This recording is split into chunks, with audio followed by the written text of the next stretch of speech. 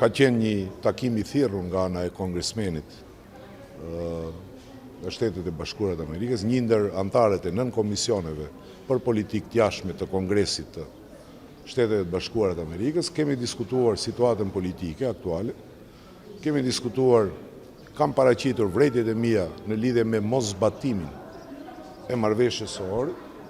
Kemi diskutuar për tendencat për të shkel dinjitetin e shqiptarëve. Është e papranueshme për ne dhe ne konform kësaj do përgjigjemi.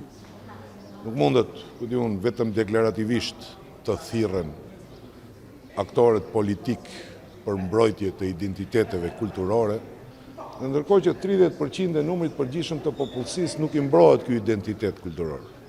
Për sa kohë që flasim dhe këmbën e parë kur e hedhim te rrugica, nuk e kemi të asnjë emër shqiptar, nga kultura dhe tradita shqiptare, apo Kotova me shumicë absolute shqiptare vazhdon që emrat i kenë nga koha e komunizmit. Ku di unë edhe ideologëve më të mëdhej të komunizmit, e me siguri sepse janë këto gjithandej në gjithë qytetet, edhe në Strugë, edhe në Kërçovë, edhe gjithandej, me siguri vazhdon të ketë emra të armatës jugoslave, të diçkaje që nuk ekziston më.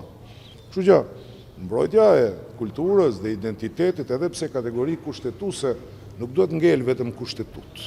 Apo. Prandaj e thash pak më herët, ne kemi prodhuar ide dhe kemi gjetë zgjidhje.